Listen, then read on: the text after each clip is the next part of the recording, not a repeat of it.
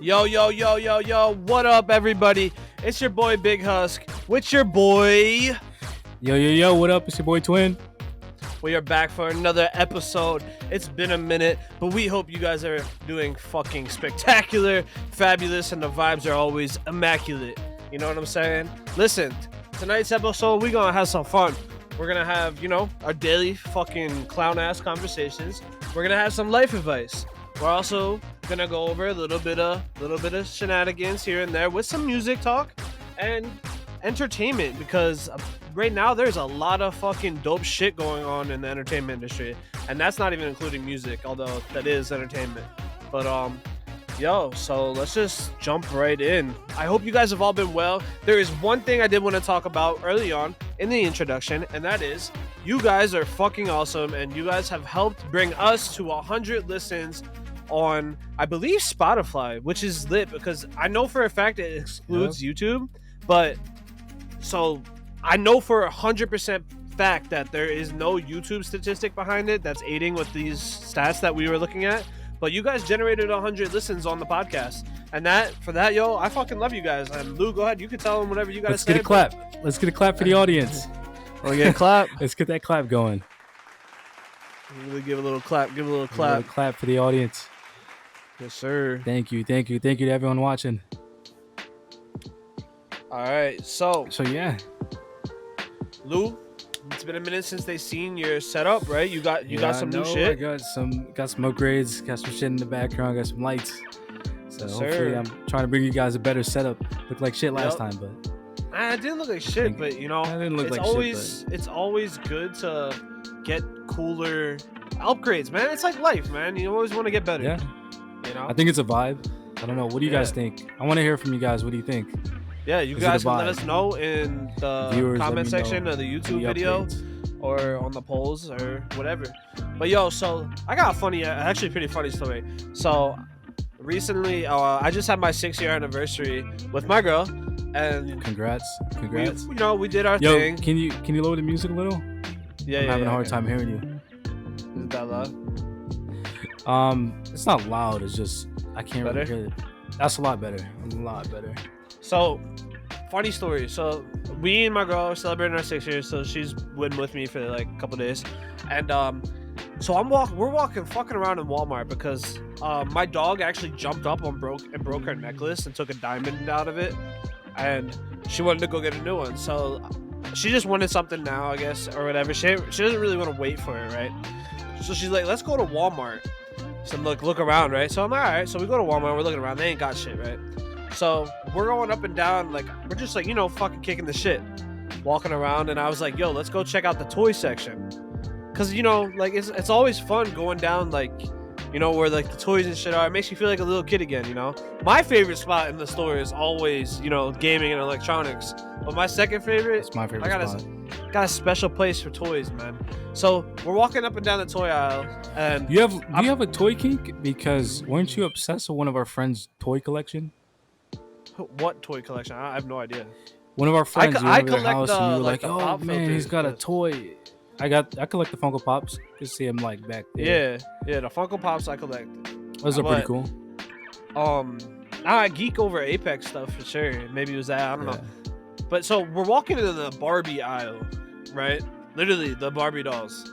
And I'm like, what would be really crazy? I was like, what if these fucking things just came alive and like attacked you or some shit? And then we literally some Toy Story shit. We get out of the Barbie aisle, and I make a right, and then I go on another right, and now we're in like some like random shit, and there's like these like dogs, right? And I go up to, I'm walking, and I point at one of them. I was like, imagine if this thing right here came alive, and the thing goes, and it scared the fucking shit out of me, absolute shit out of me, and crazy. And Bean just started dying laughing at me. She's like could not handle it. And I was like, I was not acting. Like I was scared. Yo, it was, the timing of it was crazy. Like if they had some way to give us like a video of that, it would have went viral instantly. It was so freaking funny. I was just like, walking around, and it's like, pointing this thing, and this thing's mouth is like, and then it stopped. And then she was like, let me see if I can get it to do it again. And it wouldn't do it. It was the most weird shit ever. Like, unbelievable. You would never think it would have happened. It was listening to you. It was weird. Listening to your conversation. Dude, Things probably following you home like the Annabelle doll. nah. This thing was fucked up because it was actually kind of cute. It was like a cute, like cute toy. That thing was fucking. I have no idea what it was. I couldn't even tell you. But yeah, like that was like one of the funniest shits that have like things that have happened to me recently. Like it was just so weird. And then I kicked back. You know, we chilled by the river, got some food. Man, I ate at 2 dope ass restaurants. We had the one place, Cinder Bar. I don't know if there's many around you or not, but that was cool. I think that might be a localized kind of thing. Yeah, it might like be. I don't think a Cinder Bar. I never heard of that. Yeah, and then we also got what else did we get? We got fucking like we just got it's this restaurant by the bay, by the river, and I don't even remember what it's called, but that was cool too. But so you took the scenic route? Yeah, we were vibing that day for sure, and they had like live music playing and stuff. There was a cover band. It was chill. Me personally, it wasn't my type of music, but they covered like a lot of old music. Some of them were hits though, but you know, I'd rather have more modern shit while I'm vibing. But it was a really cool place. I mean, people were playing like hacky sack and like that game where you throw the cornhole. Cornhole with the bags. It might maybe it is. It got like the circles and stuff. Circle, right? You gotta and hit the top, middle, throw the bags bottom. And bottom. It might be cornhole. I don't know what you're talking about. It was. Cornhole. I love cornhole. For sure. It was cool though. Like it was like a whole vibe, and you know, y'all know me, man. I like to just stay home and make music and geek it up, play video games. So when I'm out and living life is good, you know. But yeah, man. Luke, what you been doing, bro? What you doing this past weekend? Man, this past weekend, I didn't do much this weekend. Just went to the gym. Shit, I didn't have as fun of a weekend as you. My girlfriend is away on a little business trip. Business trip. She's getting that bag though. Yeah, for work, she's getting that bag. Cha-ching. That that moolah, that cheddar. Hell yeah. Yeah, this weekend wasn't too busy. Wasn't really eventful. I went to the movies. I watched the Black Phone. That was a good one. Yes, sir. The weekend before, I watched Lightyear. Speaking of toys that come to life, I watched Lightyear. That was a good movie. Have you heard about that getting canceled? No, I didn't. You didn't hear about it getting canceled? I guess there's a same-sex couple in the movie. I don't want to really talk too much or ruin the movie. There's a same-sex couple, and I guess it got banned. Really? In a bunch of countries. Yeah, got banned in other countries, and it kind of hurt the box office open. Yeah, it's kind of lame. Recently, for me, the only movies I've seen, like, I watched Hustle. Y'all gonna laugh at me, but I just watched Clifford, the Big Red Dog. I heard Hustle was good. I haven't Hustle watched it, but I heard Hustle was amazing. Hustle was phenomenal. 10 out of 10. It's like the Adam, Rocky of basketball, literally. Adam Sandler's coming for that fucking, what is it, an Oscar? Yeah. For acting? Yeah, he's coming for that Oscar. He got ripped off. I think he got I'm drawing a blank. He got robbed. That's the word I was looking for. He got robbed with Uncut Gems. Nah, I agree. Hustle's probably his best movie, bro. Literally. You think it's his best movie? Oh yeah. Out of all the movies he's had, out of all the classics he's had, you think that's his best movie? Definitely. Not even close. It's close, but it's a hot take. It's it's goated. Like if you haven't seen it yet, you gotta watch it. It's that good. I'm gonna catch it, but that's a hot take. It's a must watch. It's one of his best. Classic for days. Grammy for sure. It's like Grammy's music, Oscar. Well, the equivalent. Academy. Yeah. But I mean, like, it's really fucking good. And I also watched Jungle Cruise with Dwayne Johnson. I know I'm late with that one. That's on Disney. What's that? That's on Disney Plus. Yeah, that shit was lit. Cause I'm gonna have to catch that one. I haven't watched that. It was just fun, you know, like a fun adventure movie. And Dwayne Johnson, that man, he's goated.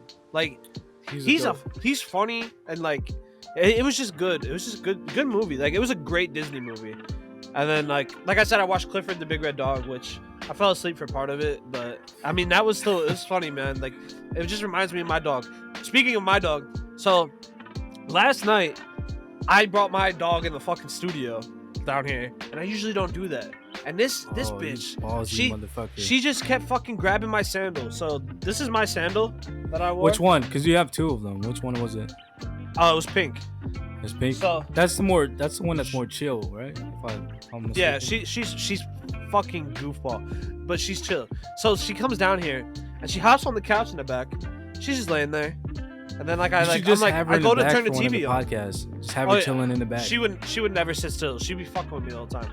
So I have my shoes off, and I didn't Bean was like, "Yo, make sure you get everything, cause she's gonna fucking get into everything." So I'm like, "Yeah, all right." Left my shoes out, chilling. As soon as I hit play on the fucking TV, she goes right for my damn slipper, off the chair, grabs my slipper, runs all the way 2 stories up. I'm talking top floor.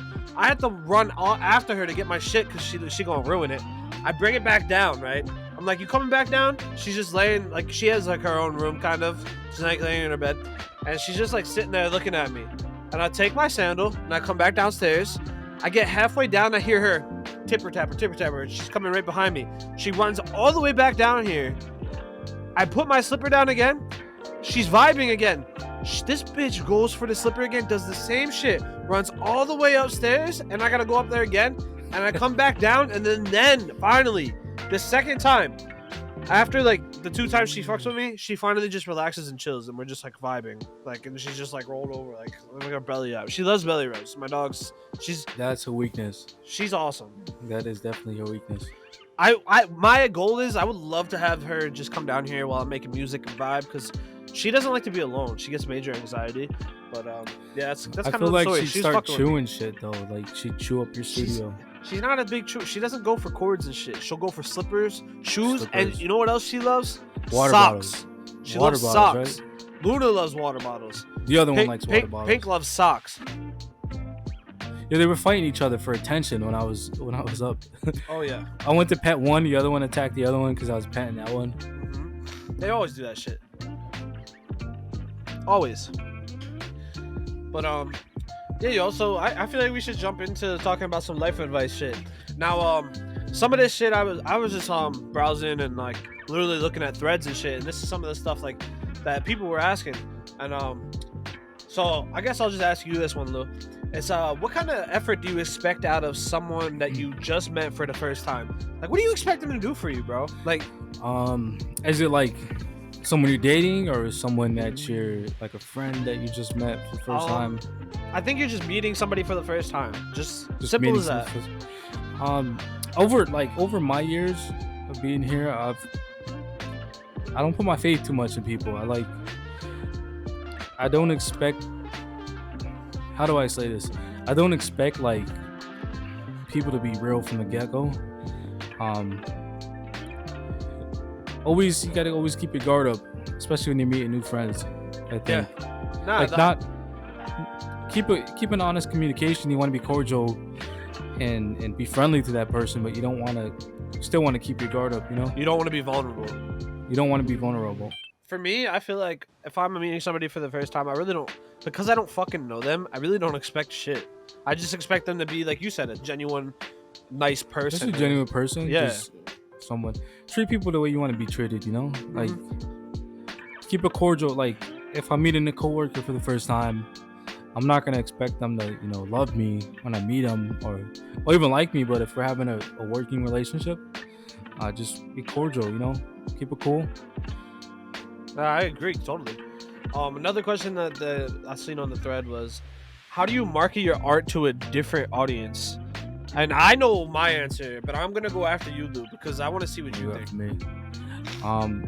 Yeah. So we've been kind of dealing with that with the podcast. Like you told me, we need to keep the same target-based audience, but kind of start branching out more. But I think it's hard to branch out when you have a target audience. When you build that audience, then I think you can start branching out with the audience that you have. It's kind of like Drake. Take, for example, he made a dance album. He's going to have those hardcore fans that love the dance album because they've been with him from the start.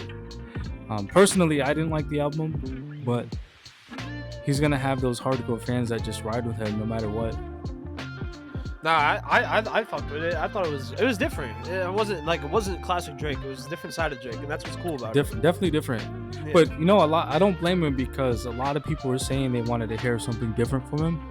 But I think it was genius. It was tactical, bro. Like he's literally got the #1 dance album. I heard the shit's going crazy in the clubs too right now.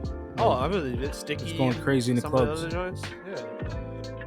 But and not like the clubs that you're used to, like those dance techno clubs and shit like that. Yeah, like the EDM clubs. Bro, they're literally that whole album was so close to Jersey style DJ beats. It was crazy. I know you like it. It was kind of your. I didn't like all of them. I only probably like 3 or 4, maybe. I rocked my top maybe, 2, maybe like 3 songs, excluding the rap one, because that really doesn't count for what he was going for. He just threw that in there to keep people like shh. This is for you, you know. Yeah, for the people that wanted this time. Yeah. I think if he wanted to, he could have made a song. He could have made a 10 song album, just like that song. Like, oh yeah, if he wanted to, he could have made a 10-track album. No doubt. I think he should have. With this album, he should have went more like dropped like an 8-song EP. But he's a genius. All right, so kind of back to the question, right? How do you market your art to a different audience? It's very tough to, because if you take a piece of art and you know who it's directed towards, you need to fucking figure out a way to get it in front of those people. In terms of music, if you have a song that sounds like Drake, you can't put it in as fucking Lady Gaga. You know what I mean? And when you're trying to promote it, they're not gonna like it. What do you mean when you say that? Like, so like you can't have like Lady Gaga try and pull off Gaga you have a song that sounds nothing like a Lady Gaga song, you can't put it in front of Lady Gaga fans and expect them to all like it. Like, they're not all gonna like it. Some might, but the big thing with like what I was going back to is like, to tie it in with the Drake album, he didn't say shit about it being a dance album.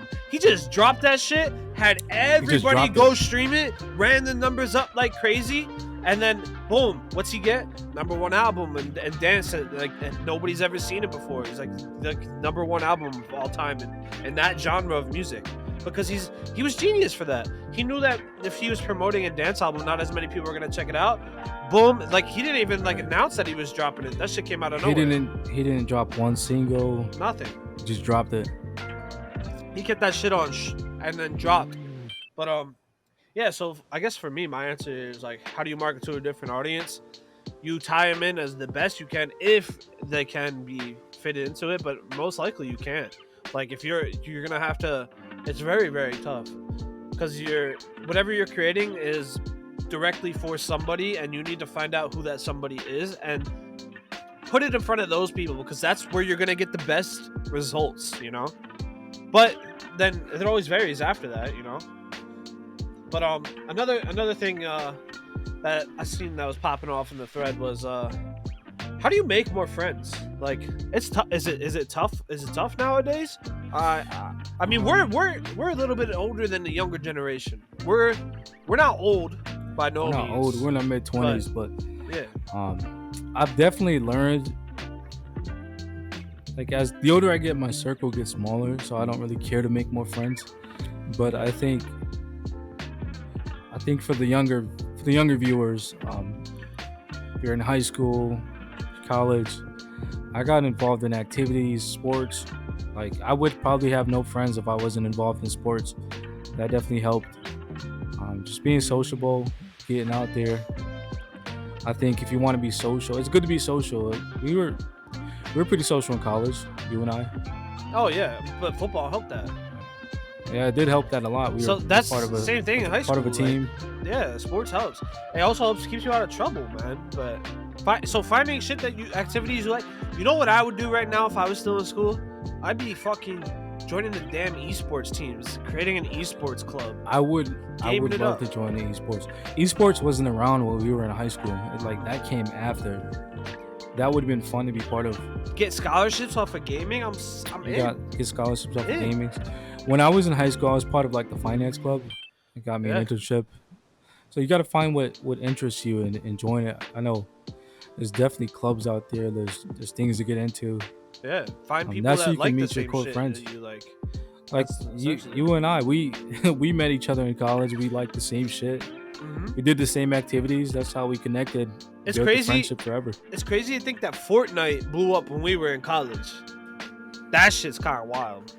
That is why I remember you when you were like One of the first big people to up play in it. it. I was. I swear to God, you were the first person to play it. Yeah. I swear to God, you were the first person. If I would have streamed that shit, who knows, man? I told you should have went harder with it. Yeah, you just stopped. We were big on Overwatch. That was fun. Overwatch 2 coming out. Overwatch 2 is coming out soon. I don't know if I'm gonna play 2. I don't know if I have the time to sit there and grind, like I did with 1. But I just think it's interesting to me that like nowadays there's so much more opportunity. Like you can create, like, social media is hot. You can literally create a 6-figure fucking business through social media and just, finding something you're passionate about and shooting for the stars. And of course you're gonna hit your speed bumps, but it's possible. More so now than it was years ago, for sure. And even with the gaming shit, like you can go get a degree to go play video games. Our only avenue was sports. That's all we ever knew. It was just sports. And if you were gaming, it was a hobby. Now you guys got opportunities with that, and even there's probably even some more shit that's gonna change eventually too. I wouldn't doubt it. Like who the fuck knows what's gonna come, but it's neat. I think esports, the way it's looking, it's turned into how it is overseas. Like you've seen the teams in Asia. Yep. It's like they're making as much as NFL players. Bro, some people said that. I think I saw a statistic. Actually, it was a statistic. It wasn't on anything somebody said that there was more viewers at an esports competition event than there was a Super Bowl.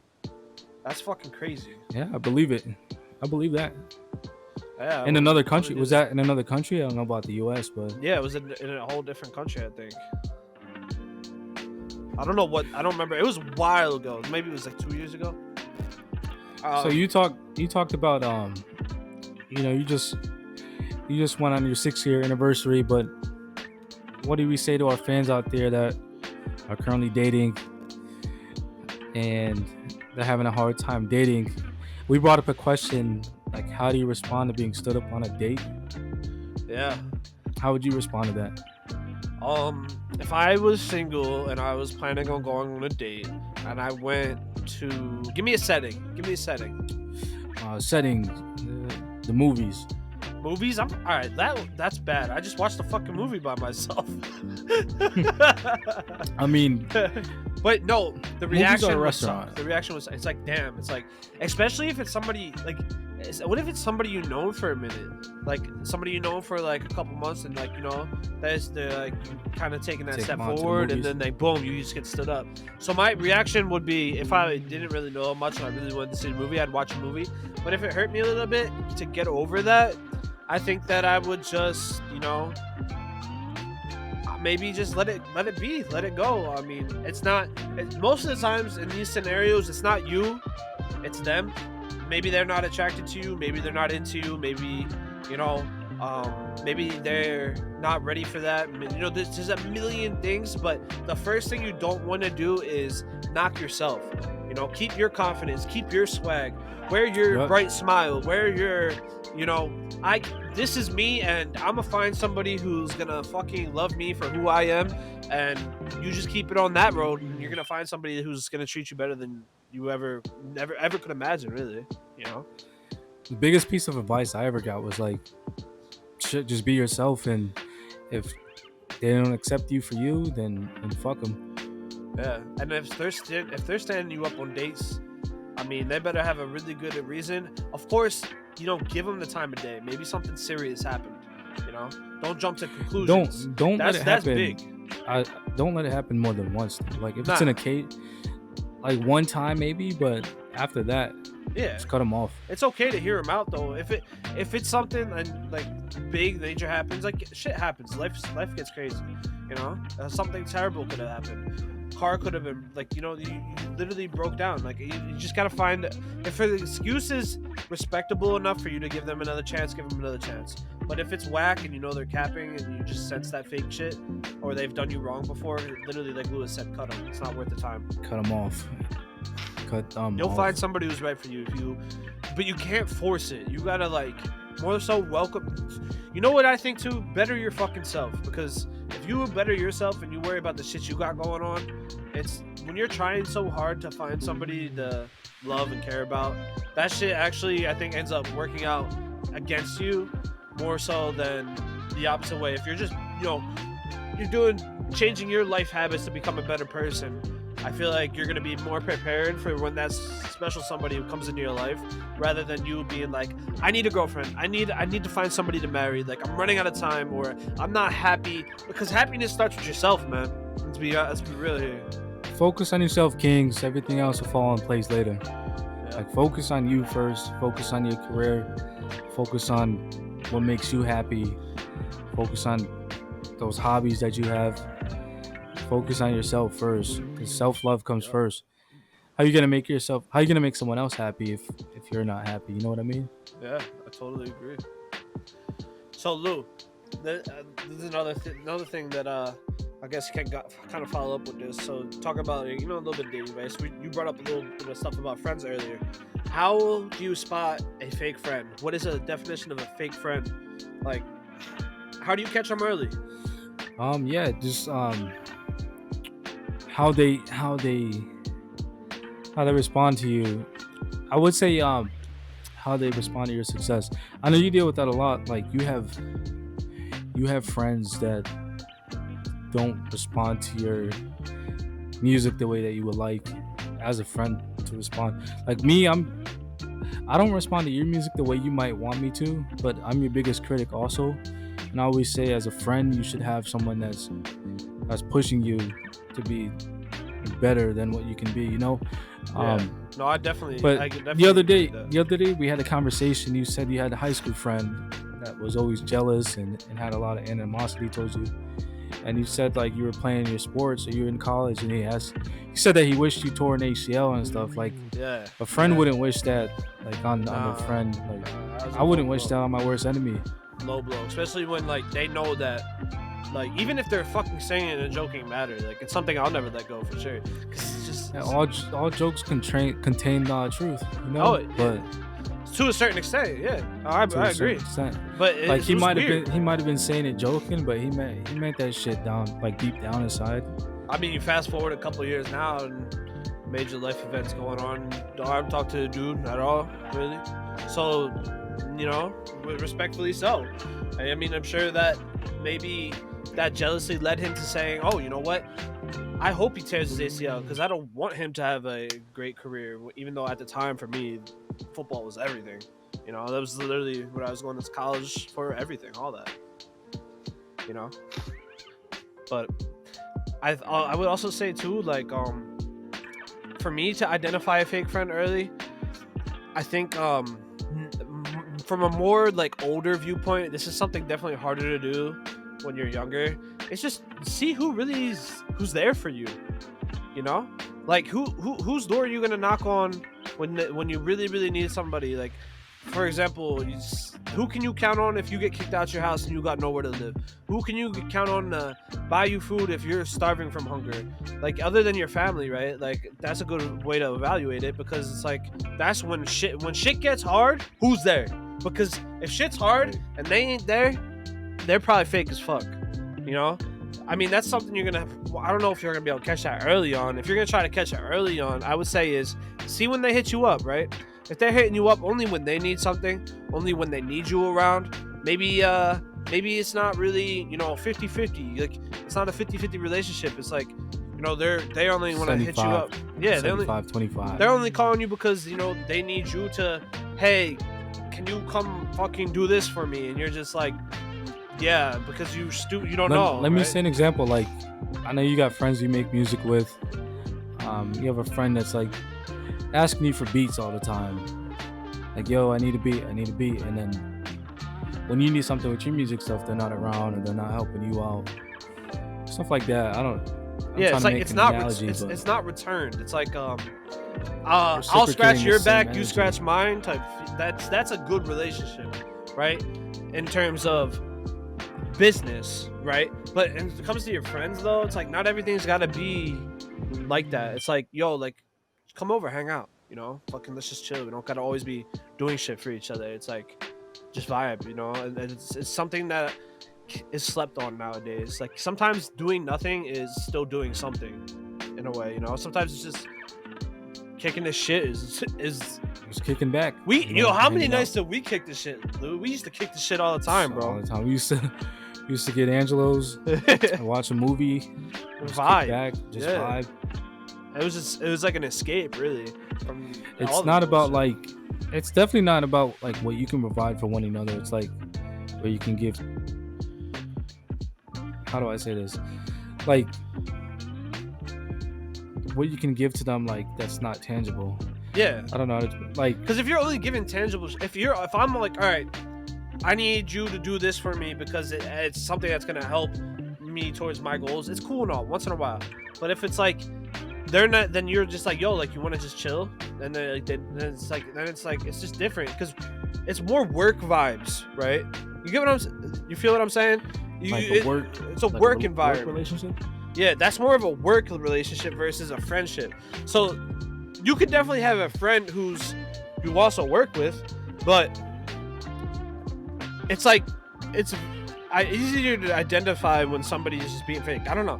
Like if they don't do shit for you, like You can feel the vibes. Like Yeah, the or- energy of that person, and they don't want to just how hang they're out with reacting you. to it. Like that's a big red flag. They just don't want to just vibe out and chill. They're like probably Right. they only want you because they need something from you. Like for example, I have a pool, right? If somebody only wants to come over and swim in my pool and they don't want to ever hang out, like other than that, one would say they're probably using me for my pool, right? Maybe yeah, if possibly. the only time they hit you up is to go swimming. Yeah, you could say that. Yeah, I mean, I guess you never know. It's definitely not easy to identify fake, especially when. But I'll say this though. I think most fakes are actually like the ones that you think like. It's most of the time the most fake people are the person that's been around you almost the most. Like, you know, they play that game, bro. They've always been there, but they never really crossed the line of fake, but they never really crossed that line of not fake. You know what I mean? Like, long term, like, you've had some people that fall out your life, right?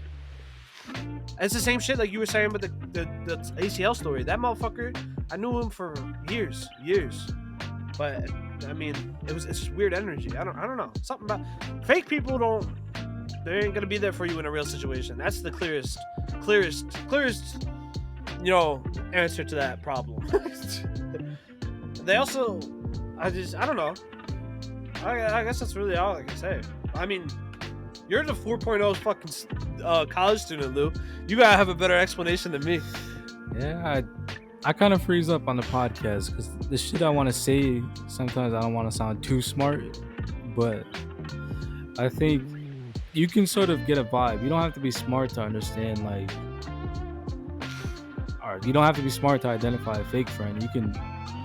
I can tell right off the bat. If I'm chilling with a group of people and we're in a group together, I can tell like fake vibes. I could tell, and if I feel I'm just not going to be around that friend group, like you can feel it in the friend group, and I'll remove myself from that situation because you can feel the vibes. Sometimes that's easier said than done, though.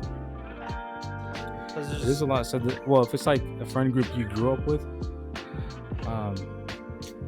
yeah, it's harder because that's like your core friend group. But the older I've gotten, I feel like it's easier to just cut people off. Oh yeah, I would say for me, most of my closest friends comes from like young, or like really young, like childhood young, and college. I would say for me, like that high school, like there's probably like people I met in high school and only knew from high school. There isn't too many that I'm still friends with, like that I talk to every day. I mean, there's people I'm cool with, but like I'm talking best friend status. Probably I could count on a hand how many people I could really fucking count on. Maybe, and that's still like maybe, you know. But yeah, I mean that's definitely a touchy subject. Well, we kind of talked about jealousy a little bit, didn't we? But We did talk about animosity, jealousy. How do you stop yourself from feeling that other people are doing better than you? Like feeling jealous that other people are doing better than you? Not really. Like, so say like, all right, somebody's on Instagram like, I just got this 6-figure paying job. Like, I'm driving a fucking Rolls Royce. What's up? Like, how do you help you stay true to, like, how do you not let that shit bother you and keep that vibe, like, because, like, essentially you're, from this perspective, you're putting yourself in the shoes of stopping yourself from thinking that they're doing better than you, because so how, Like you like basically you look at that person, you're like, damn, I wish I can be in that situation and have what they got. Like I've been there before. Like I'd be like, I'll tell myself, damn, look at the way I'm living. I wish I can live the life that person's living and shit like that. But famous quote from J. Cole, ain't such thing as a life that's better than yours. You just gotta love the life that you have and enjoy the life that you're living while you've got it, because I, life is short. I agree. I agree. That's a great. I don't even know if I'm sure I've heard it before. Love yours but, from 2014 Forest Hills Drive. yeah, I definitely heard it. I used to fucking. That's Jake, actually one of my shout out favorite Cole songs too. Jake used to bump that album all the time. But literally, I agree with that too, because it's like, you can't. For me, I've been making life-changing habits. I've been trying to stay off of fucking social media. I'm limiting myself to 30 minutes a day, because, I don't want to see who the fuck is winning, because I need to win myself. And if I'm comparing myself to the status quo of what other people Someone are doing, else's accomplishments, it's just gonna diminish the shit that I'm accomplishing. you'd never, if you're trying to compare like your accomplishments to another person's accomplishments, you're never gonna make yourself happy, because everyone works at a different pace. Everyone accomplishes different things in their lives. Everyone has different goals. I think we can all win together, but we all have different paths. It's unhealthy though to even do it. It's like, if I'm always looking at somebody who's flexing things that, or like, oh, I like that job. That job one's a really good example. They got $6,000, six-figure paying job. I think that's what I said, right? And I'm out here, I'm not at that level yet. But then I'm starting to think to myself, I'm a fucking loser. I ain't making what they're like. I'm the same age as them. Why am I not at where they're at? I fucking suck. And that shit is. Everybody's got a journey. Everybody's got a time that you move on your own time. Like, you don't gotta compare yourself to somebody else's success right now, man. Because if you compare yourself to that shit, you ain't gonna help yourself any. If I were to go like, oh, Drake hit 1 million streams on his song, and then I would have never been happy about Thoughty Dance hitting 500K. It's like, you can't compare to motherfuckers. You just need to do you. You have to be happy with what you accomplish in your life, and not it's your life. But like you said something about limiting yourself to social media. Yeah. When I went to Cuba a couple of years ago, there was no Wi-Fi. I couldn't even use my phone out there, so I had like no phone for the entire week I was there, and it was like the healthiest thing like mentally. Like, I didn't feel like I had to be on my phone all day, or like I have to worry about what other people are doing. Like FOMO's. I had a college professor one time say he'll let us use our phones because of FOMO, just fear of missing out. And I feel like people from our generation, we live off of FOMO because of phones. And I think phones are contagious and toxic as shit. Oh yeah, for sure. Because there's shit you got. Look at it. Your phone gets news alerts. It gets sports alerts. It gets fucking. It's your lifeline. Literally texts, everything. Calls, work, DMs. Yeah, literally social media. Then you got fucking, like, you can even play games on your phones now and shit. So games, yeah, bro. Your phones are your lifelines. I was at the gym the other day. I was watching a movie on my phone, listening to music. Your phones are your lifelines nowadays. But I feel like people are too dependent on the phones and the technology, because we didn't have this 30 years ago. Like, our parents were outside. Our parents weren't dependent on social media. They were out doing stuff. Well, I think people are using social media wrong. Social media nowadays should be used to promote a business, mainly, more than anything. Like, it shouldn't be used to compare yourself to somebody else's lifestyle and shit. But that's what motherfuckers use it for. They're like, oh, look at Drake with the Rolex. Like, I need that. And then, like, it's like, why don't I have that? And then it's like this very counterproductive mindset. It's twisted. Like, you bring that up, counterproductive mindsets. like where I come from, where I grew up from, you'll have people that are walking but wearing $400 pair of kicks. Like they can invest that in a car or buy the cheap kicks. You look at these rich guys like Steve Jobs, you don't see him wearing Jordans or fucking expensive shoes. You see him living frugally. And That's he's true. investing his money. He's buying houses. He's buying real estate. He's investing, and he's not buying the stuff that's not necessary. He's buying assets that value. I was that watching a bring value. podcast the other night. They were mentioning about some of the richest people they've ever met in California. None of them had any bling. None of them had any fancy shit. Generic ass dudes. The coolest guys they've ever met, and the most rich. And it's just the way they carry themselves it's something special, and not everybody's got that. So it's very interesting to me that you saying that.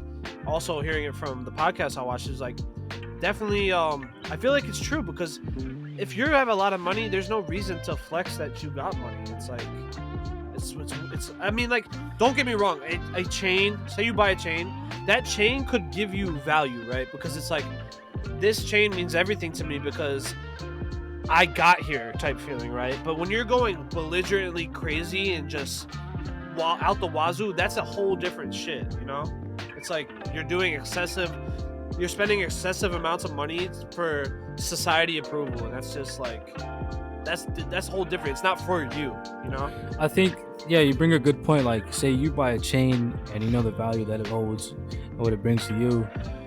Like, I think if you make it to that point, you should be buying stuff that has meaning to you, not because this person's going to be impressed by it or trying to impress other people other than yourself. Yeah. Because if you just get this nice ass watch, right, and you're going out to a restaurant, somebody goes, "Hey, I like your watch," and you're like, "Oh, thanks." That's really all you're wearing it for, right? If you don't got no connection to that watch, it's like, oh, so you're wearing this, you got this expensive ass watch you just bought, and you're going out and you get a compliment for it, but at the end of the day, that watch don't mean shit to you because you got it doesn't present any value to you, and that is the type of energy that's bad. But if you got this watch that's like, like, I made it, this watch symbolizes I made it to me, then it's a little different, Like, if I had a hit record and I came to the boys and I said, this is it, man, I got this for all of us, this means we finally did it, that holds value, right?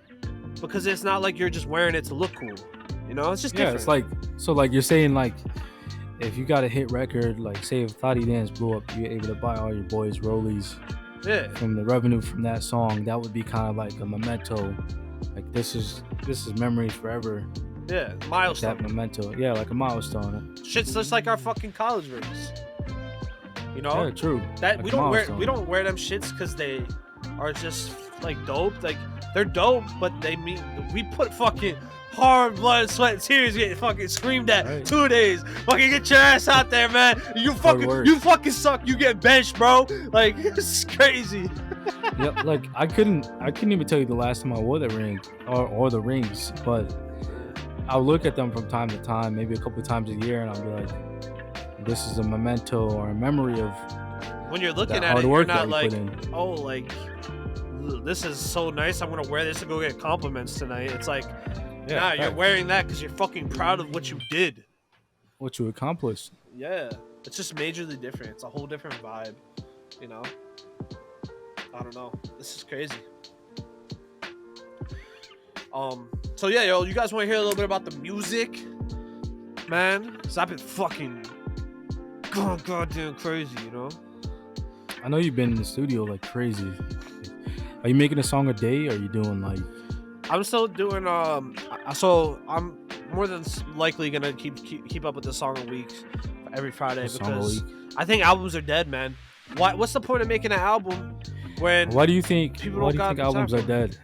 For people like who are up and coming, they don't got the audience. It's big time difference between, like, So do you think they're just dropping like a bunch of content? Yeah. Not to be heard. That's what I feel like it could be. Because I don't think the consumers, like the fans and stuff, they can't handle. Now some of you can. Before y'all fucking come butcher me, some of you guys can handle albums, but not everybody can. Right. And not everybody's a diehard fan like you.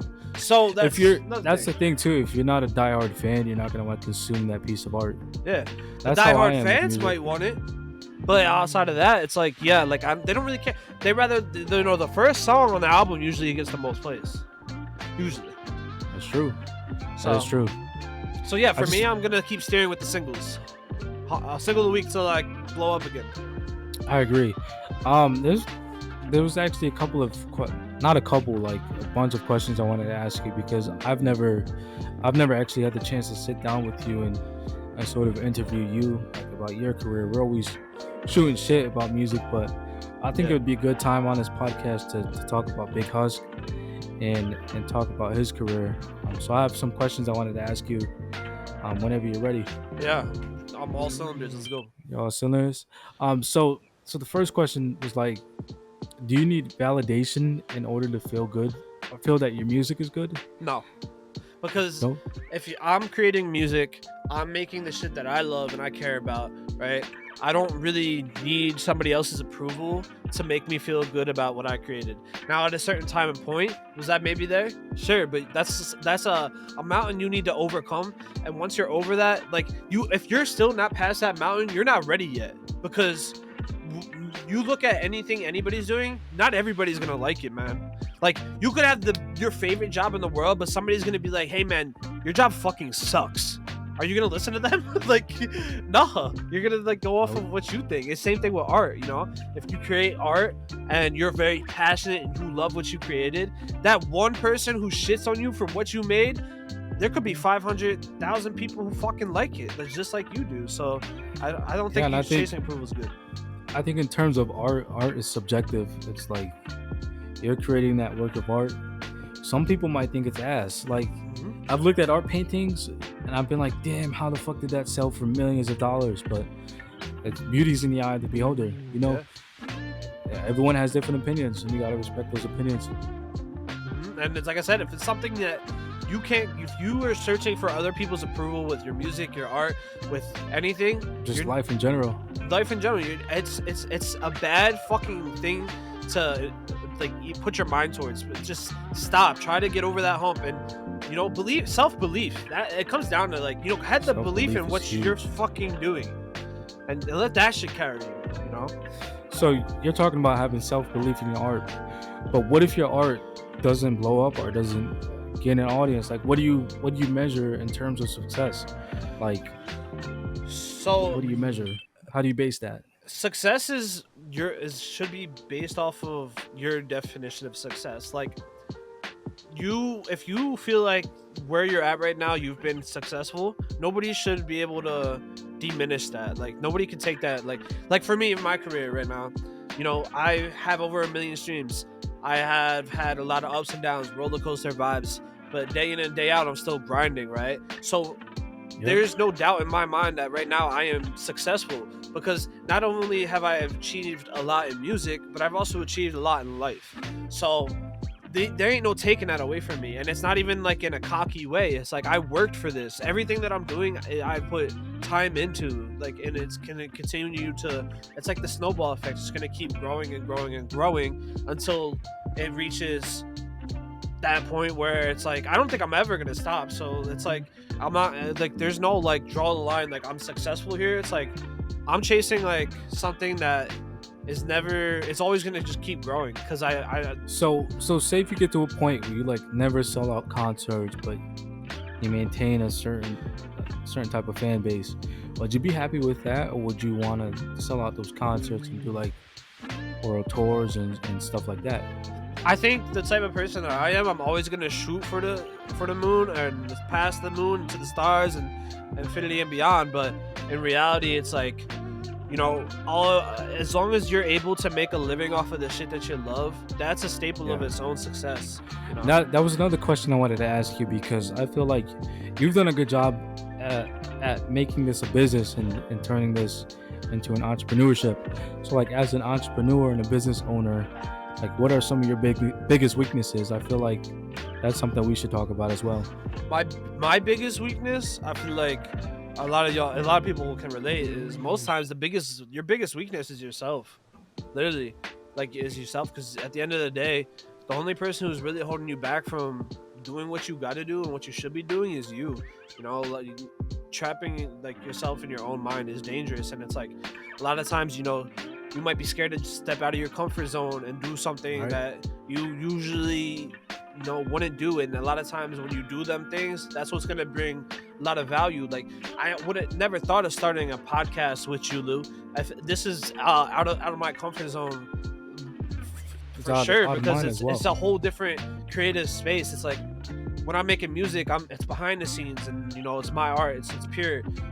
It's creative, but it's still like, even though it's creative, it draws a line of it's still coming from me, and it's my creativity laid down on the microphone or on the production of the side of the beat or the engineering and everything. But the podcast, it's like we're putting ourselves out there in a different way for the world to judge us, and it's just different.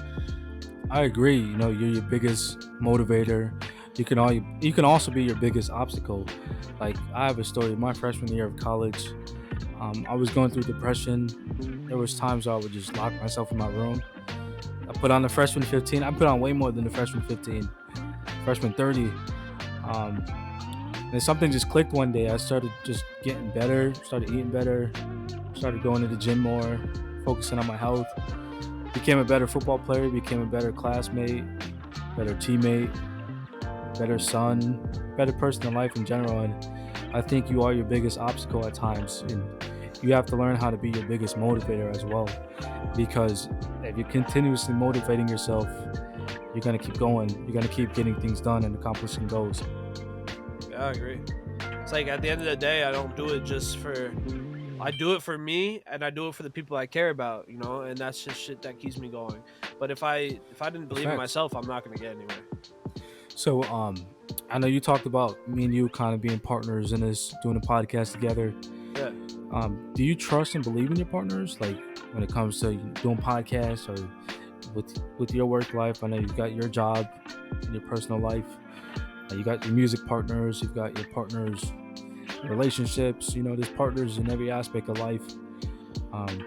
So do you trust and believe in your partners, that the group of people that you have around you, or what makes you trust them? I feel like at the end of the day, right, it's good to trust people, but you should never trust somebody to the point where your life is in their hands, right? Now, I'm You not shouldn't be talking too like, dependent on them. yeah, I'm not talking like doctors, they're trying to save you. I'm talking like, you know, my career should not be in somebody else's hands that has never heard of me, because in reality, my career should be in my own hands, and I'm gonna make the most out of every situation myself without having to rely on somebody else to take me to where I'm trying to go. I'm gonna rely on myself.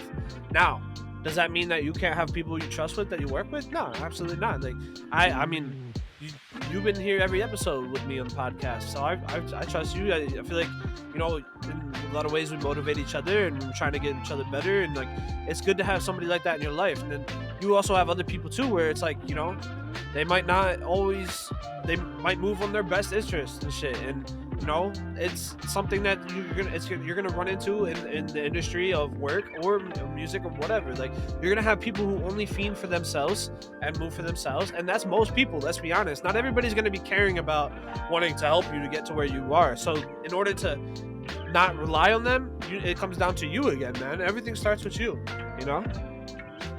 But I mean, shit, I'm lucky to have you, and like, I'm lucky to have people I can trust with the whole music thing, you know. But you can't let that shit fall out and stop you from doing what you're doing. Like, for example, if I was working with a producer and like I had no money to buy beats, well, am I gonna stop my music career? No, it's back to the drawing board. I need to learn how to fucking make beats, you know. It's Just find I those don't know. free beats on YouTube. Yeah, Lil it's Uzi just- Vert type you find a beats. way. You find a way.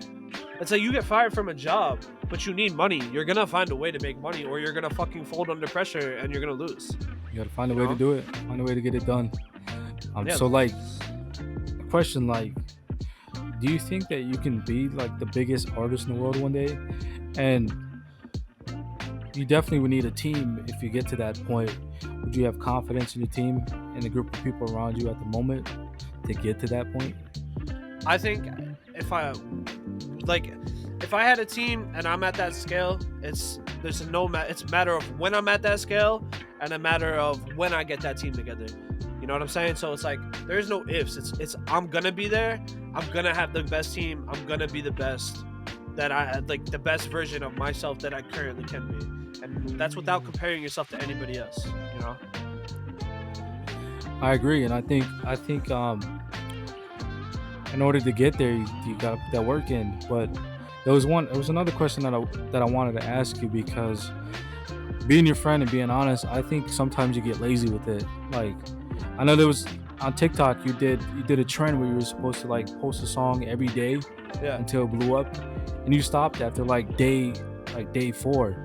And Russ said something that TikTok rewards activity and it rewards output. So I was trying to tell you that the app rewards output, and whatever you put out there, it's gonna bring back the results that you're gonna expect, the effort that you put in. So like, I think sometimes you get a little lazy. I'm saying that as a friend and someone that wants to see you be successful and strive. Are you ready to really truly work and like give your all to this dream? I know you work hard at it, but no, it's like, definitely an avenue. Treating it as like a, not even a 9 to 5, like a 24/7 type thing, pushing output on the apps like TikTok and stuff like that. Yeah, it's part of it. You're 100% right. Like, it's definitely something that I haven't been the best at, because it's something that, again, like a big thing. I was just talking to T-Sham about this. Shout out T-Sham. You know, a lot of times it's about finding what works for you, right? So for me, the biggest reason I wasn't able to put out the content the way I wanted is because, one, I didn't have a way that was designed correctly in order for me to provide that content. I think I have found a solution now, and that solution is major, because it's gonna work. It's gonna be what works for me. It's gonna be what the key for me to publish the content. But the other side of that too is like, it's also hard to narrow down in the mindset of like, when you have so much shit going on around you, and like, this is kind of what I get caught up in, is like, yo, hey, you need to do this, hey, you need to do that, and that's what I'm saying. Like, I'm cutting all that bullshit out, and I'm just focusing on the shit that I think that I should be doing. And one of the things I think I should be doing is showing my face more. And now that I literally am, like I said, I'm limiting myself from social media. A big part of that is because I don't want to see what other people are doing, because it's gonna kill my creativity and stop me from what I'm trying to do. So I'm gonna be trying to stay on top of the ball of that. But it's also like, one thing, the reason I stopped is because it's like, you see, like, you post some shit and you don't get like what you really want out of it. So that's like something I've been working on internally, is to stop looking for, like, stop expecting a certain type of feedback off of shit. Like, I did that with the music. Right before me and T-Sham dropped Pressure, I detached completely from results, and the song went absolutely crazier than most of my songs have been lately. Even though, like, I still believe in all my music, it's just, once you detach from results sometimes, and you stop looking outside the window, which I don't usually do. I don't usually do that a lot, but when you're new on a platform and you're trying to grow, you need to look at other people and what they're doing, but you also need to draw the line between of, you know, why am I not getting this and that, you know? It's weird, but I definitely do agree with you 100%. Showing my face is something I've never been good at when it comes to promoting on like TikTok or Reels, like you were saying. Like, I've done music videos, not as many, but I don't believe in music videos, because I just feel like, what the fuck is the point of making a music video right now? So you can make what, you spend hours on making a 3-minute song or however long it is, and you get one video out of it. It's like, today's, like you're essentially competing with, like, these guys that are signed to these record labels get money from the labels to make a music video, and the shit's like a short film. So like, you don't have that kind of budget, and if you don't have the film knowledge, it's gonna be hard to kind of. And then today, like you said earlier, Russ said something about TikTok being volume, right? So that means one music video chopped up is still like, what's the point of making one music video when you can make fucking 60 videos promoting your new song? Yeah, 60 10-second videos at that too. Yeah, small increments. So you don't have to put one 3-minute video out. You can put 60 10-second videos out. It's a minute right there. And that might reach more people. My math is wrong. Cut that out. No, we ain't cutting shit. But That's a 6-minute video, I think. But not literally, it's gonna reach more people though. That's so yeah. Like essentially, it's some shit I need to do, and I'll tell you what. Until I get it down, I'm not ready yet, man. That's part of it. It's like sharpening a fucking sword, man. It's like once you get that sword completely sharpened, and it's like life. I know I'm ready, but in reality, life is gonna give it to me when I'm ready. So like I'm always ready, Right. but the universe knows when I'm ready more than I do. Does that make sense? That's facts. I don't know. So you seem like you know where you want to go. You seem like you have this thought out. You know what you want to do with your career.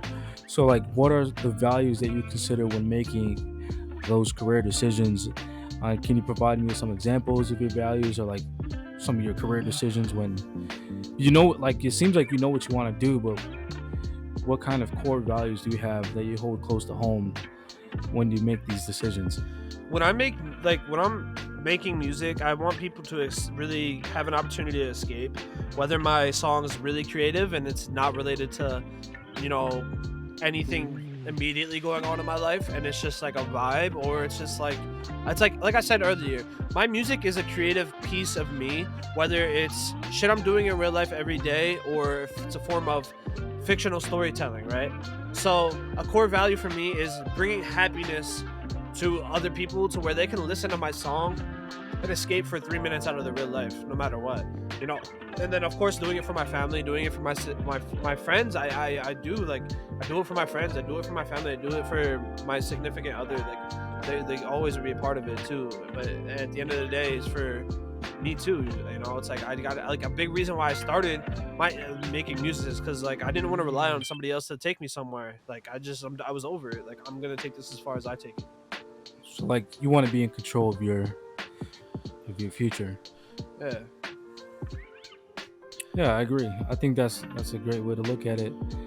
So like, what's next for you? Do you plan like a big release, or you're just gonna keep releasing one song every Friday, like you said? So like I said, right now I'm dropping a song a week for sure. I would definitely make an album if the volume of my fan base grew significantly and they were ready for it. I have plans for the diehards that we'll talk about at a later date. But right now, as far as music I'm making, I just dropped Spotlight. I know you heard that, Lou. I heard that. Yep. That shit's You did hard. drop a video. You said you don't like videos, but you dropped a video for that song. So I dropped a video for that. lying to me. Yeah, I dropped a video for that, but it was a police chase themed, and it was just cool. Like everything just worked out. I had an idea in mind. I just kind of found the pieces of the puzzle and put it together. Then on top of Spotlight, which is out now, go stream that shit, add it to your playlist. Let me know what you guys think of the song. Dude, what did you think of the song? Like honestly, I thought it was great. I thought it was a good song. I enjoyed it. I like the little snippets. I like the video. I liked everything you do. I like the time you put, like the thought and the time that you put into it. Yeah, the song is just hits. It's just a dope song. Just a dope song. It's like hype, but it feels. I like to think that you were talking about me. That line you said, my best friend's gonna be a pop star, but I don't have the makings to be a pop star. Hey, you made music with me. Not many people know that though. We made one song, 2 songs. Like 4 we made years a ago. handful of songs. 2. But yeah. So Spotlight's out now. I'm working on this song Loose. I think I sent it to you. I don't know if you peeped it. You've been sending me a lot of songs lately, so it's kind of hard to keep up. It's okay if you didn't peep it, but mark my words. Urkel, there was the Urkel one. I got that song. Yeah, I got Loose right now. Loose is gonna be a summer anthem. I'm calling it right fucking now. Summer anthem. I got plans for it. The song is a vibe, and it's like summer just started. It's for the ladies. It's for the ladies. We need that song like now. Summer just started. It's for the ladies, man. The ladies are gonna love it. Like I showed Bean, and she was like, I like that one. I was like, really? She's like, yeah. Bean. Yep. It's crazy. So Loose, I'm super excited for. So next week, this week, last week I dropped Spotlight. This week I'm dropping Famous. Famous, I self-produced the whole entire song, vocal, engineered, everything, all me. Then the week after, I think I'm gonna drop Loose, and then after Loose, I'm probably gonna drop Urkel. And Urkel, man, Urkel's different, bro. That shit. I heard Urkel the other day. I produced that shit cool. too. I produced that shit too. So it's kind Mixed, of mastered, engineered, produced by myself. I'm in a weird place right now where it's like I'm trying to, get my hands in everything, and it took me a while to learn how to make beats, man. It was not easy, but I think I'm finally my production's where I want it to be, enough to where I can make some songs, and I'm gonna start bringing that to them, because honestly, I got the best supporters in the world, bro. I really do. Like, everybody who's been rocking with me, it's gonna be a fucking roller coaster, and I'm in the ring, and I'm gonna keep fucking eating hits like I'm Rocky, but I'm gonna keep fucking throwing haymakers, man. I'm gonna be fucking throwing them shits back. So, and I got a good team, like, for the most part, that I can, like, count on. Like, I'm creating a network of artists, I'm creating a network of producers that I work with frequently, and that's we're all chasing the same fucking thing, man. I was just having a conversation with T-Sham. He's like, yo, man, he's like, you ever feel lonely? Literally, this is like the heart-to-heart we're having. He's like, you ever feel lonely?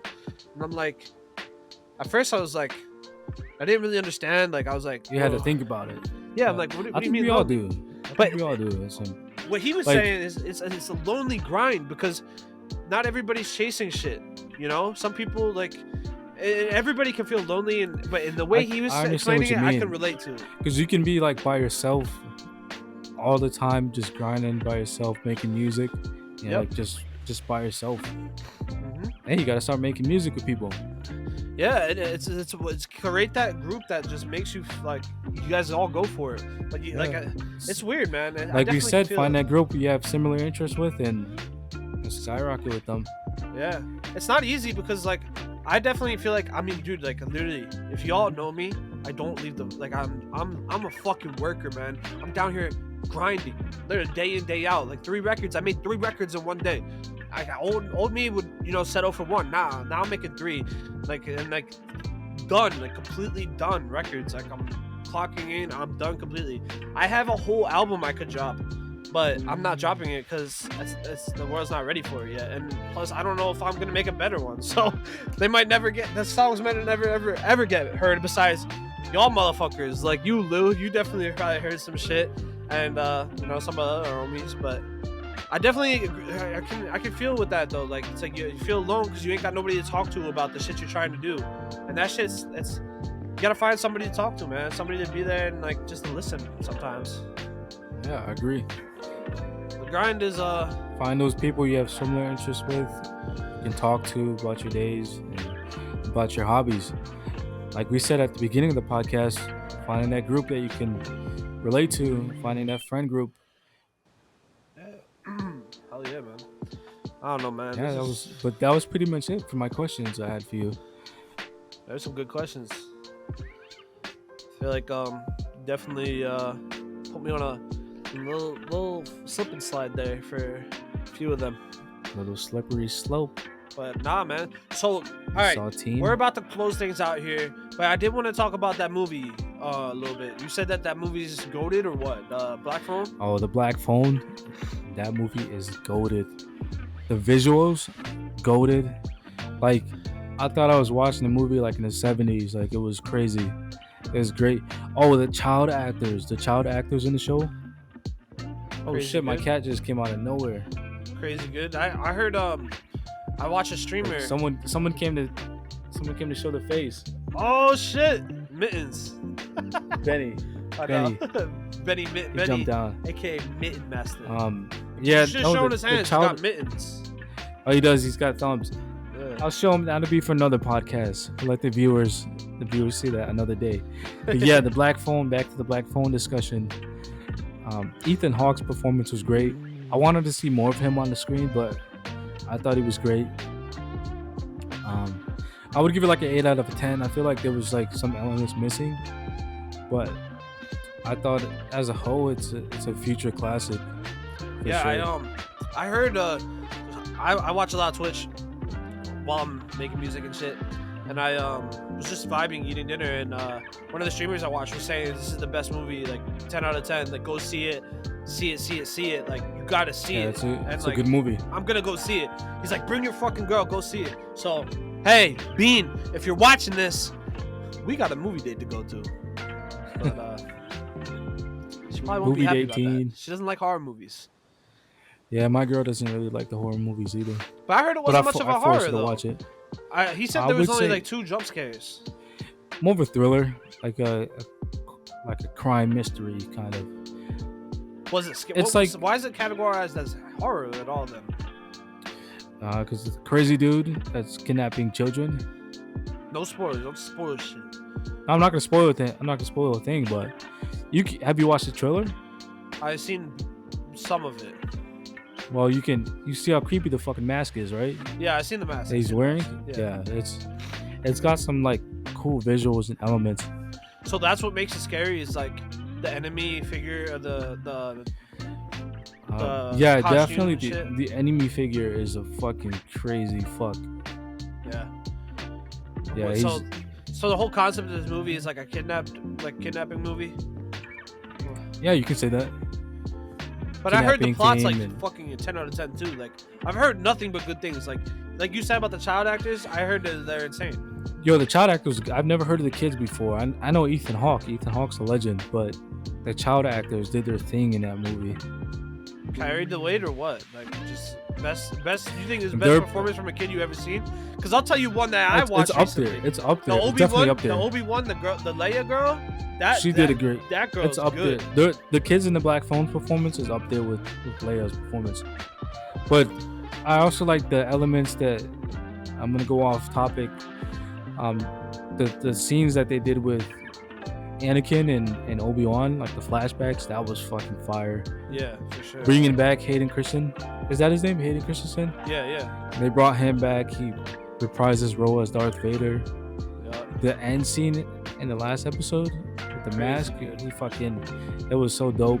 I don't want to ruin too much or spoil too much, but Yeah. go out and watch it. Yeah, nah, that shit was fire. I seen it. My fire TV shows right now for sure was Obi-Wan. The Boys, gotta get on that, Lou. Gotta get on that. Yeah, I We don't have Amazon Prime. Gotta so get I it. can't It's worth really it. watch that. Get it. It's worth it. Worth it. Fire, bro. We got the fucking Game of Thrones spinoff coming soon. Fucking Actually, you're gonna kill me for this, but I've never watched Game of Thrones. wild. But I've heard good things about Game of Thrones. Great show. I've always been a fan of HBO shows. Like Game of Thrones is like the only one I never watched. The Game I've of watched Thrones is set Sopranos, back now. It's going The back Wire. 200 years. Then how was? Oh, that's the prequel. But aren't they making a sequel with Jon Snow? They're making a sequel with Jon Snow, but now the next release is Dragons. It's something about dragons. Yeah, And- Dragons of Targaryen or something like Yeah, that. I some saw shit. that. And there's like it's 200 years before Game of Thrones happens. And I honestly think when they do the Snow sequel, the Snow sequel, that it's gonna lead into them eventually bringing back Game of Thrones some way. I feel like there's no way they don't. I don't know how are they gonna do that. It's 200-year difference. Because of the ending, we can't talk about it though, because you didn't fucking watch it. Okay. I might have to put that on the list to watch, but I heard all the episodes are so long. Stranger long, Things but was a it's great worth watch. it. I haven't watched Stranger Things at all. I have a friend You're that's missing really, out. really big on that though. Stranger Things is a great show. I heard the last season wasn't that good though. What, Stranger Things? Yeah. Season 4? I thought this was the best season so far. I heard that the only good episode was the very last one. Oh, there was another great one too. One of the episodes midway through was a great one, and the character, the villain that for this season, is the best villain they've introduced out of any season, I believe. That's my opinion. That's what I believe. I'll have to check it out. It was more the of a Stranger horror Things season villain- too, right? Yeah, there's a lot of horror elements in this. Like it was scarier than the other seasons, but the Stranger Things villain this season is like the equivalent to the White Walkers in Game of Thrones. Okay. So did it climax to a point of satisfaction, or was it like, is it like one of those endings Well, where it it's left off on a cliffhanger because they only released 7 episodes, and then actually it's coming out Friday, the volume 2, like the second half of the season, which I think is two. It's 2 episodes, but See, like why they're did they do both, that? like, 2 though? hours How long? long. How long was the break between? 1 month. It's already been a month since the first half came out, the first volume. That's crazy. Yeah, definitely gotta check that out too. I'll tell you what, you check out The Boys. Maybe to see The Boys is shorter than that though. Fuck, we need. Are something they to like s- half-an-hour episodes or The like? Boys is how does that only work? 3 seasons right now. Stranger 3 Things has seasons? 4, right? I mean, it's only 7 to 9 episodes a season for Stranger Things.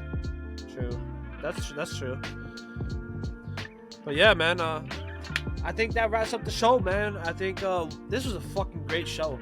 This is a great episode right here. It's probably one of my favorites, to be honest. Cause Think so?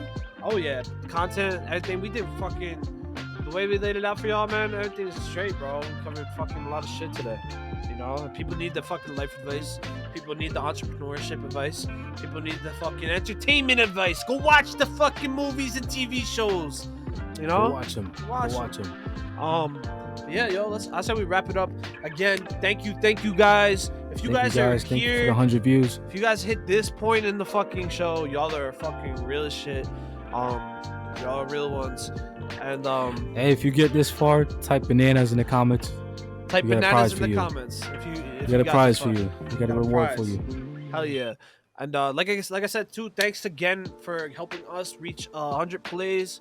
That's huge. The Thank first you. That means the 100. world to us. So we're gonna keep grinding. Hopefully we can get some sponsorships soon, and that'll be cool for us. You know, help you guys too. Maybe get some fucking discounts and cool shit. Start getting promos. Give the fans some giveaways. We definitely want to do giveaways. That's why I've always wanted a platform to give away shit. Yeah, it's gonna be lit. Hopefully we can start having that platform to give back. Yeah, fucking do something special for you guys. Our next episode is gonna be on Wednesday, and then the next episode after that will be next Monday. So y'all get 2 episodes every week from us, Monday, Wednesday. And if we have like a big like special guest, like somebody like who we couldn't really schedule on a Monday or Wednesday, but we need to get him in ASAP, because we are gonna have somebody on the show. It's been tough right now. We hit up a couple of people that didn't get back to us. So it's just one of the things where we can't, just summon fucking a guest on the show. We still have episodes in the vault, but there was one episode we interviewed a guy. He was on his phone and it was a little choppy, so we couldn't really make out the film from that to release it. And then another episode, we still haven't released the T-Shame episode. Yeah, no. But same thing though. It's like it's tough because the quality of these is so different. We got the videos for it and everything, but yeah, it's gonna be a lot better. For a rainy day, I mean, like, I fucking love T-Sham, so nothing against T-Sham. It's just the quality is going up and up and up. We got the videos. You guys can fucking see us now. That's huge, man. I hope you guys like that, because it's just a whole different vibe, and you guys different vibe. So but yeah, yo, we're gonna fucking bounce. I'm gonna go clock into the studio, probably eat some fucking ice cream, be a fatty. Louis gotta go get them Z's. Go to sleep. It's a Tuesday. Yeah, sorry if I'm a little groggy. I've been up early. Went to work my 9 to 5. Actually 7:30 to 4:30. Grinders. Went to the gym. Grinding. Got home. Had some dinner. And then filmed the podcast. Yes, sir. But yes, sir. All right, y'all, motherfuckers. We love y'all. We appreciate you guys. We are out of here. Peace. Peace.